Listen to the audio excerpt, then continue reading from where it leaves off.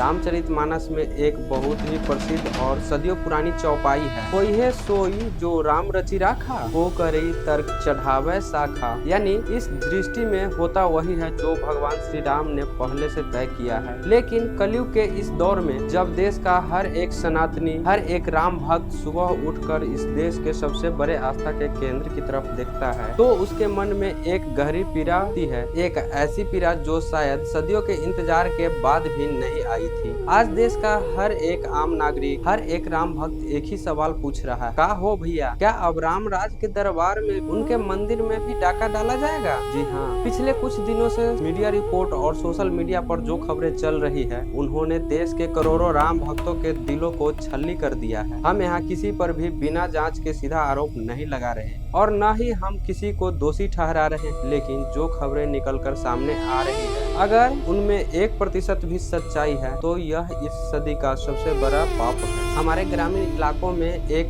पुरानी कहावत कही जाती है कि डाइन भी ससुर 2-4 घर छोड़ देती है। लेकिन क्या कुछ लोगों का लालच इतना बढ़ गया, क्या उनका ईमान इतना सस्ता हो गया कि उन्होंने उस मंदिर के चढ़ावे पर भी अपनी नीयत खराब कर ली, जिसके लिए इस देश के राम भक्तों ने 550 साल तक संघर्ष किया। इस पूरे मामले की गंभीरता को समझने से पहले हमें थोड़ा पीछे जाकर उस दर्द और संघर्ष को महसूस करना होगा। यह कोई आम पत्थर से बनी इमारत नहीं है। इस भव्य राम मंदिर को देखने के लिए हमारे पूर्वजों ने अपनी कितनी ही पीढ़ियां गुजार दी। न जाने कितने लोग जेल गए, कितने ही कार सेवकों ने अपने प्राणों की आहुति दे दी, कितनी ही माताओं ने अपने बच्चों खो दिए और न जाने कितने ही बुजुर्ग की आंखें इसी इंतजार में दुनिया छोड़कर चली गई। कब उनके रामलला अपने भव्य मंदिर में विराजेंगे। जब मंदिर की प्राण प्रतिष्ठा हुई तो पूरे देश ने दिवाली मनाई। हर किसी को लगा कि अब सिर्फ भक्ति होगी और सब कुछ पारदर्शित रहेगा। लेकिन अभी मंदिर के बने कुछ ही समय हुआ है और चढ़ावे से जुड़ा मामला सीधा SIT यानी स्पेशल इन्वेस्टिगेशन टीम तक पहुंच गया है। कथित तौर पर आरोप यह लग रहा है कि रामलला के दरबार में आने वाले करोड़ों भक्त जो अपनी मेहनत की गढ़ी कमाई से कभी 10 निकालता है, कभी 100 चढ़ाता है या अपनी श्रद्धा से सोना चांदी मंदिर में समर्पित करता है, उस आम भक्त के चढ़ावे के पैसे में बहुत बड़ा गड़बड़ी हुआ है। बैंक में जमा होने वाली रकम और दान पात्र से निकालने वाली रकम में करोड़ों रुपए के हेराफेरी की आशंका जताई जा रही है। सवाल यह है कि क्या यह सच में एक बहुत बड़ा घोटाला है? मामला इतना गंभीर है कि यह समझने के लिए सबसे पहले हमें अयोध्या के राम मंदिर के डोनेशन कंसेप्ट यानी दान के पूरे सिस्टम को समझना होगा। अगर आप अयोध्या राम मंदिर गए हैं तो आपने देखा होगा कि अगर नहीं गए हैं तो हम आपको बता देते हैं। मंदिर परिसर के अंदर अलग अलग जगहों पर लगभग 14 बड़े दान पात्र लगाए गए। हर रोज यहाँ देश विदेश से लाखों की संख्या में श्रद्धालु आते हैं। कोई अपनी श्रद्धा से सिक्के डालता है, कोई नोट डालता है, तो कोई सोने चांदी के आभूषण और कीमती चीजों रामलला के चरण में समर्पित करता है। नियम के मुताबिक इन दान पात्रों को मंदिर के जिम्मेदार कर्मचारी और अधिकारी को मौजूदगी में खोला जाता है। इसके बाद एक विशेष कमरे में बैठकर इस पूरे चढ़ावे की गिनती होती है। नोटों और सिक्कों की गिना जाता है, बकायदा उसकी एंट्री होती है और फिर इस पूरी रकम को स्टेट बैंक ऑफ इंडिया में ट्रस्ट के खाते में जमा कर दिया जाता है। यह सुनने में जितना सुरक्षित और पारदर्शित लगता है, धांधली के आरोप ठीक इसी प्रोसेस के बीच में लगे हैं। मीडिया रिपोर्ट और शुरुआती जाँच के मुताबिक पिछले कई महीनों से दान पात्र से निकली रकम और बैंक में जमा हुई रकम में करोड़ों की भारी अंतर देखा जा रहा है। यह अंतर कोई छोटा मोटा नहीं बल्कि 5 से 7 करोड़ रुपए के बीच बताया जा रहा है। अब आप सोच रहे होंगे कि भाई इतने बड़े और VIP मंदिर में जहां परिंदा भी पैर नहीं मार सकता, वहां इतनी बड़ी रकम का हेराफेरी कैसे संभव है? क्या वहां कैमरे नहीं थे? यहीं से इस कहानी में सबसे बड़ा सस्पेंस और दयांश शुरू होता है। VIP SIT की जाँच में यह बात सामने आई है कि जिस काउंटिंग रूम में करोड़ों रुपए का चढ़ावा गिना जाता था, वहाँ के CCTV कैमरे लेकर बहुत लापरवाही बरती गई। पिछले 8 महीनों की पूरी CCTV फुटेज उपलब्ध नहीं है या कई जगहों पर कैमरे सही से काम नहीं कर रहे थे। और सबसे चौंकाने वाली बात जो सामने आ रही है वो यह कि जब पहले कभी वहां कड़े सुरक्षा इंतजाम या फुल प्रूफ CCTV लगाने की बात आई तो कथित तौर पर ट्रस्ट के कुछ जिम्मेदार लोगों की तरफ से यह दलील दी गई कि अरे छोड़िए, वहाँ कैमरे की क्या जरूरत है, पैसे गिनने वाले लड़के तो अपने ही हैं। अरे भैया, अपने लड़के का क्या मतलब होता है? क्या वहाँ कोई पारिवारिक दुकान या घर का बिजनेस चल रहा है? यह देश के करोड़ों सनातनी की आस्था का सवाल, उसकी गढ़ी कमाई का सवाल है। अपने लड़के या पराये लड़के के भरोसे सिस्टम नहीं छोड़ा जा सकता। मंदिर के चढ़ावे में जितनी ज्यादा पारदर्शिता होगी, भक्तों का विश्वास उतना ही मजबूत होगा। लेकिन पारदर्शिता की इसी कमी आज इस बड़े विवाद को जन्म दे दिया। अब इस मामले का सबसे बड़ा और चौंकाने वाला पहलू सामने आता है। आखिर वो कौन लोग हैं जिन पर देश के करोड़ों राम भक्त के भरोसे को तोड़ने का आरोप लग रहा है? मीडिया रिपोर्ट और एसआईटी की शुरुआती जांच के मुताबिक रडार पर करीब 50 छोटे बड़े कर्मचारी, लेकिन इनमें से कुछ नाम ऐसे हैं जिन्हें सुनकर हर कोई हैरान। इनमें सबसे पहला और प्रमुख नाम सामने आ रहा है टिन्नू यादव उर्फ शंकर यादव का। यह शख्स मंदिर ट्रस्ट के महासचिव चंपत राय जी का ड्राइवर बताया जाता है। कभी ऑटो या टेम्पू चलाने वाले इस समय के साथ मंदिर के चढ़ावे की व्यवस्था, वीआईपी पास के मैनेजमेंट और मंदिर की सुरक्षा जैसे बेहद संवेदनशील और महत्वपूर्ण कामों में बड़ी भूमिका मिल गई। तरक्की होना कोई बुरी बात नहीं है, लेकिन हैरान करने वाली बात वो संपत्ति है जो कथित तौर पर इनके नाम से जुड़ी बताई जा रही है। इन जनाब के पास अयोध्या में 24 कमरों का एक बड़ा हॉस्टल है, लिफ्ट वाला आलीशान मकान है, लखनऊ जैसी जगहों पर करोड़ों की बेनामी संपत्ति और जमीन जायदाद है। इसे देखकर सचमुच कहना पड़ता है कि राम नाम की गजब माया। एक जमाना था जब अयोध्या के मजिस्ट्रेट के नायर का ड्राइवर आगे चलकर विधायक बना था। चंपत राय जी का कथित ड्राइवर सीधे करोड़ों का रईस बन बैठा है। हालांकि इन आरोप में कितनी सच्चाई है यह पूरी तरह कोर्ट और अंतिम जांच रिपोर्ट के बाद ही साफ होगा। इसके बाद जो दूसरा नाम सबसे ज्यादा चर्चा में है वो है लव कुश मिश्रा का। इनका नाम भगवान राम के परम प्रतापी पुत्र लव कुश के नाम पर रखा गया है, लेकिन इनके ऊपर जो आरोप लगे हैं वो बेहद शर्मनाक। लव कुश मिश्रा मंदिर के उस काउंटिंग रूम के कर्मचारी थे जिनकी आधिकारिक तनख्वाह महज 15 से 18 हजार के बीच बताई जा रही। लेकिन जब इनकी लाइफ स्टाइल और संपत्ति की जांच की बात सामने आई तो कथित तौर पर बड़े खुलासे हुए। खबरों के अनुसार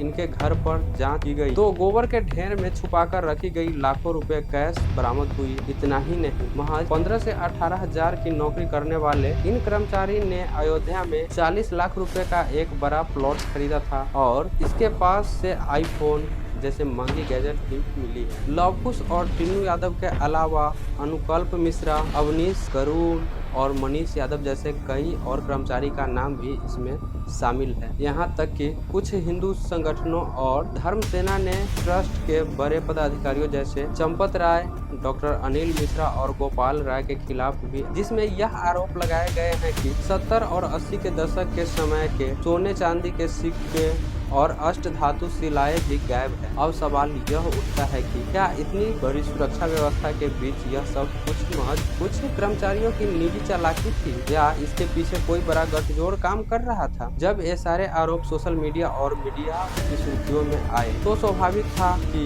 इन पर राजनीति भी गरमाएगी और बयानबाजी भी होगी। इस पूरे विवाद पर राम मंदिर ट्रस्ट और महासचिव चंपत राय जी की तरफ से भी प्रतिक्रिया सामने आई है। ट्रस्ट का आधिकारिक तौर पे कहना है कि मंदिर के चढ़ावे में किसी भी तरह की कोई वित्तीय गड़बड़ी या चोरी नहीं हुई है। जो भी बातें सोशल मीडिया या रिपोर्ट में चल रहा है वे केवल अफवाह है और मंदिर की छवि को धूमिल करने का प्रयास है। ट्रस्ट ने कहा है कि जाँच चल रही है और बहुत जल्द सबके सामने सच आ जाएगा। लेकिन दूसरी तरफ मामला सिर्फ विपक्ष के नेताओं के बयानों तक सीमित नहीं रहा। अगर यह सिर्फ राजनीति होती तो शायद देश का राम भक्त इसे नजरअंदाज कर देता, लेकिन इस बार सवाल खुद उन लोगों ने उठाए हैं जिन्होंने राम मंदिर आंदोलन को अपनी आंखों से देखा है और उसमें सक्रिय भूमिका निभाई है। बीजेपी के कद्दावर और सीनियर नेता विनय कटियार जी ने भी इस पूरे मामले पर अपनी गहरी चिंता व्यक्त की है। इसके साथ ही देश के सुप्रसिद्ध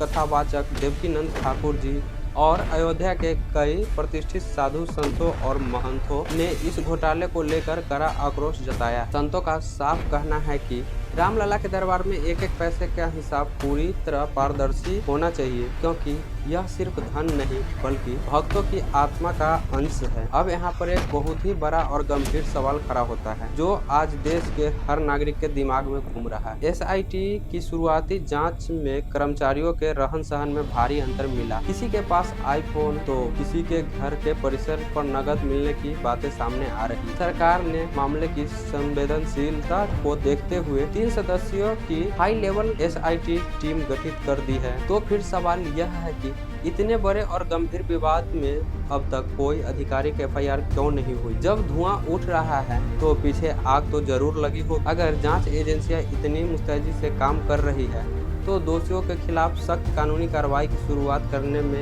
यह हिचकिचाहट क्यों? यही वो देरी है जो राम भक्तों के मन में बेचैनी और संदेह को और ज्यादा बढ़ा देता है। जब तक कोई ठोस कानूनी कदम या गिरफ्तारी सामने नहीं आ जाती तब तक लोग के मन में यह सवाल तैरता रहेगा कि क्या मामले को दबाने की कोशिश की जा रही है या फिर जांच एजेंसियां किसी बड़े पुख्ता सबूत का इंतजार कर रही है। यह जांच ही अब तय करेगी कि यह पूरा मामला सिर्फ कुछ लालची कर्मचारियों तक सीमित था या फिर इसके पीछे कोई ऐसा सिंडिकेट काम कर रहा था जो सरेआम करोड़ों सनातनियों की आस्था के साथ खिलवाड़ कर रहा था। दोस्तों, बात घूम फिर कर सिर्फ कुछ करोड़ रुपए की नहीं है। इस देश में हर दिन न जाने कितने वित्तीय घोटाले होते हैं और पकड़े जाते हैं, लेकिन यह मामला अलग है क्योंकि यह देश के करोड़ों राम भक्तों के दिल, उसकी दिमाग और उसकी सनातनी आस्था से जुड़ा हुआ है। रामलला का मंदिर सिर्फ ईंट और पत्थरों से बना कोई आलीशान भवन नहीं है। वो हमारे 550 साल के लंबे इंतजार, हजारों कार सेवकों के बलिदान और लाखों परिवार के संघर्ष का जीवन प्रतीक है।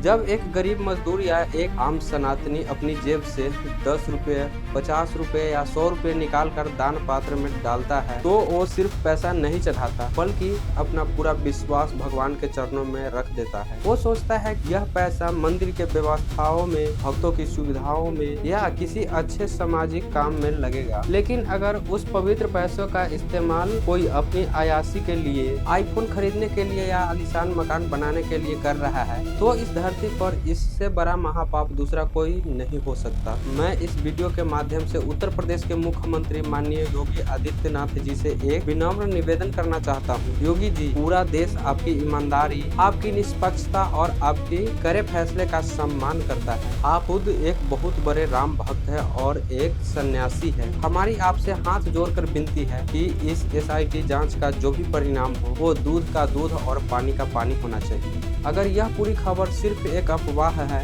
या मंदिर के बदनाम करने की किसी की बदनीयत की साजिश है तो इन अफवाह फैलाने वाले को सलाखों के पीछे डालिए। अगर इस जांच में एक भी व्यक्ति दोषी पाया जाता है तो उसके स्वरूप या पद को मत देखिए। उन दोषियों के खिलाफ ऐसा कड़ा एक्शन लीजिए, उनके घर पर ऐसा बुलडोजर चलाइए कि आने वाली 7 नस्लें भी भगवान के घर में चोरी करने की बात तो दूर, वहाँ लालच की नज़र से देखने में भी कांप उठे। ऐसा उदाहरण सेट कीजिए जिसका पूरा इतिहास में कोई नहीं सानी होगी। और आखिर में इस देश के करोड़ों राम भक्तों और मेरा वीडियो देख रहे तमाम दर्शकों से मेरा सिर्फ एक ही गुजारिश है, ईश्वर पर अपना अटूट विश्वास हमेशा बनाए रखिए, लेकिन इंसानों से हिसाब मांगना कभी मत छोड़िए। कई बार लोग सोचते हैं कि मंदिर की व्यवस्था पर सवाल उठाने से हम धर्म विरोधी हो जाएंगे। जी नहीं, बिल्कुल नहीं। सवाल पूछने से कोई धर्म विरोधी नहीं होता। भगवान राम तो अंतर्यामी हैं, घट घट की जानते हैं, उन पर कोई संयंस नहीं है। लेकिन जो इंसानी सिस्टम में वहाँ काम कर रहा है वो हार मांस का बना है और इंसान का मन कभी भी लालच में भटक सकता है। इसलिए सिस्टम में जितनी पारदर्शिता होगी हमारा धर्म और हमारी आस्था उतनी ही ज़्यादा सुरक्षित और मजबूत हो। हम सब यही उम्मीद करते हैं कि SIT की यह जांच पूरी ईमानदारी से पूरी होगी और जो भी सच है वो बिना किसी लाग लपेट के पूरे देश के सामने आएगा। रामलला के दरबार में देर हो सकती है लेकिन अंधेर कभी नहीं हो सकती। इस पूरे मामले पर आपकी क्या राय है? क्या आपको लगता है कि मंदिर के चढ़ावे के सिस्टम में और ज़्यादा कड़े नियम और पारदर्शिता होनी चाहिए? मुझे कमेंट बॉक्स में अपनी राय जरूर लिख कर जाए। वीडियो पसंद आया हो तो वीडियो को लाइक करें, शेयर करें एंड चैनल को सब्सक्राइब करें। मैं हूं सुधीर और आप देख रहे थे सुधीर इसको। मिलते हैं नेक्स्ट वीडियो में, तब तक के लिए जय श्री राम। रामलला की जय हो, जय श्री राम।